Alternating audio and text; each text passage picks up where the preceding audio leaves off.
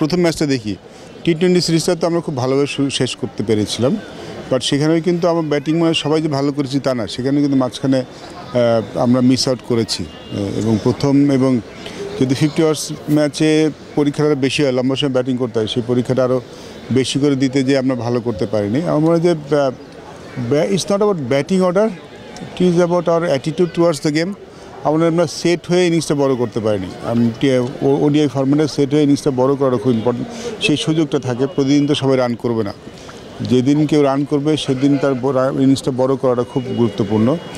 আর somehow Rashid খানের বোলিংটা আমরা পড়তে পারছি না। আমরা জানি না আমরা টু কশাস অথবা টু সিরিয়াস অথবা টু কনসার্ন কিনা, কারণ রশিদ খান তো নতুন বোলিং করছেন। রশিদ খানকে কিন্তু আমরা আগেও খেলেছি, বাট এবার রশিদ খানকে আমরা একদমই খেলতে পারছি না, তার বলটা রিড করতে পারছি না। আমাদের ব্যাটসম্যান যারা যাবেন তারা খুব ইম্পর্টেন্ট। রশিদ খানের ওর বোলিং অ্যাকশনটা ইউনিক, আমরা জানি ওর গুগলিটা ধরাটা একটু মুশকিল, বাট অনেকদিন খেলে ফেলে জানা যায়। এখন কিন্তু সবাই রশিদ খানকে পড়তে পারে, বাট সামহাও আমরা রশিদ খানকে পড়তে পারছি। এবং আমরা যদি আপনি প্রথম ওডিআইটা দেখেন, ওই রশিদ খানের 3টা উইকেটে কিন্তু খেলাটা পুরাটা পার্থক্য গড়ে দিয়েছে। যদি ওই সময় আমরা 3টা উইকেট না দিতাম তাহলে কিন্তু আমাদের রানটা 250 প্লাস আরামে হয়ে যেত, হওয়া উচিত ছিল।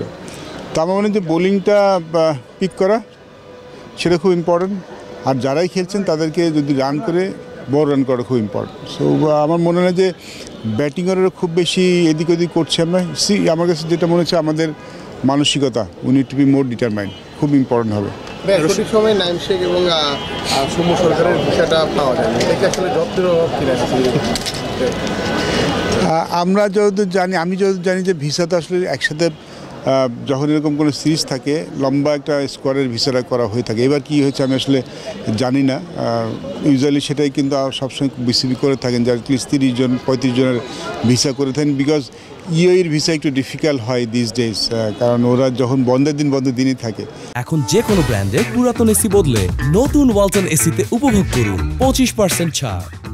আর ওদের ভিসাটা একটু কঠিন হয় পেতে। So same for everybody. আমার মনে হয় যে হয়তো সিলেক্টরদের চিন্তাভাবনায় ছিল কিনা আমি জানি না, এটা ঠিক বলতে পারছি না, বিকজ চিন্তাভাবনায় থাকলে স্কোয়াডটা লম্বা স্কোয়াড কিন্তু ভিসা করানো হয়ে থাকে, ইন পাস্ট কিন্তু সেটাই হয়েছে।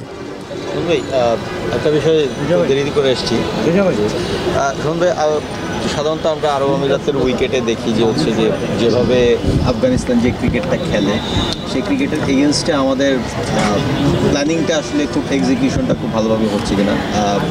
মিডল ওভারের যে আমাদের ওয়ান ডে ক্রিকেটের সচরাচর যে ক্যারেক্টার, সেই ক্যারেক্টারটা আমরা দীর্ঘদিন ধরে ভুগছি। হ্যাঁ, তো সেই জায়গাটায় আপনি কি বলবেন নতুন নিউ কামার যারা হচ্ছে যে আসছে তাদেরকে আসলে ওই টোনটার মধ্যে ভালোভাবে সিঙ্ক্রোনাইজগুলো হচ্ছে কিনা যদি একটু বলেন। কারণ আমরা দেখি ওখানে উইকেটটা অনেক বেশি ট্রু উইকেট হয়, ওখানে অনেক খেলা হয়। তো আমাদের আসলে আইসিসির উইকেটের ক্যারেক্টারের সঙ্গে উইকেটগুলোর সঙ্গে এক ধরনের একটা সিঙ্ক্রোনাইজেশন থাকে, যদিও এটা হোমে খেলছে আফগানিস্তান। এটাকে কি বলবেন, আপনার খেলা দেখে আসলে কী মনে হয়েছে, বিশেষ করে জাকিরের কথা যদি বলবেন? কয়েকটা ব্যাপার আছে এখানে। আমার যে ইউএই বলতে কিন্তু আমরা আগে বুঝতাম শুধু দুবাই উইকেট, এবং দুবাই এবং Sharjah wicket is total different now.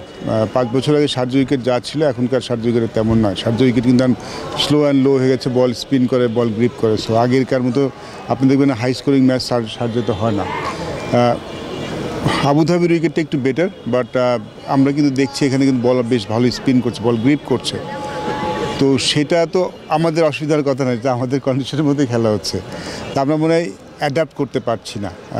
Specially for some reason আমরা রশিদ খানের বোলিংটা একদমই পড়তে পারছি না, যেটা আমাদের সবচেয়ে বড় সমস্যা হচ্ছে। আমরা টি-20তে জিতেছি, বাট সেখানেও কিন্তু আমাদের স্ট্রাগল করতে হয়েছে রশিদ খানকে। এবং এই ম্যাচটা যদি রশিদ খানের ওই সময় 3টা উইকেট কিন্তু খেলার পুরো পার্থক্যটা গড়ে দিয়েছে। তখন উইকেট 3টা উইকেট না পড়লে কিন্তু আমাদের 250 রান করার কথা ছিল, সেদিকে আমরা এগোচ্ছি।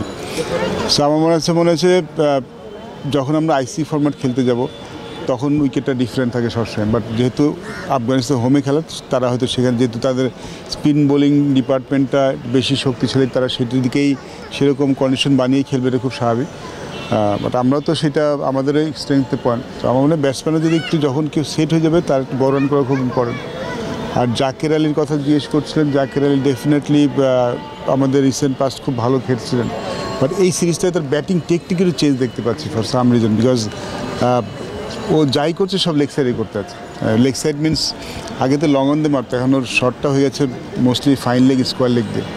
তো সেটা করতে গেলে কিন্তু স্পিনের ডেঞ্জারাস অপশন, সো সেখান থেকে সেটাই তিনি মিস করছেন। আমাদের রাজ্জাক আলী যে আগে যে ব্যাটিং করতেন, ব্যাটসম্যানের সবচেয়ে ভালো মিড অফ, লং অফ এবং লং অনের দিকে খেলার চেষ্টা করা, তাহলে স্পিন বলটা পড়তে সুবিধা হয়। বাট আপনার যখন একটা bowler, Rashid Khan bowler, because ও তো এয়ারে অনেক কুইক, অত সময় কিন্তু পাওয়া যায় না। সো তাকে যদি আপনি সবসময়, সে ডেঞ্জারাস অপশন, কারণ এবং রশিদ খান সবসময় উইকেট টিকেট বল করে থাকেন। আপনি যদি তাকে ফাইন লেগ আর স্কোয়ার লেগের দিকে টার্গেট করেন, it's a not a very good option, কারণ মিস করলে আপনি এলডব্লিউ হবে না। Rashid Khan is very accurate. So there small technical দিক যেটা আসলে ঠিক করে ফেলা উচিত। আমরা বেশ, রশিদ খানকে তো আমরা প্রথম খেলছি না, অনেকদিন ধরে খেলছি।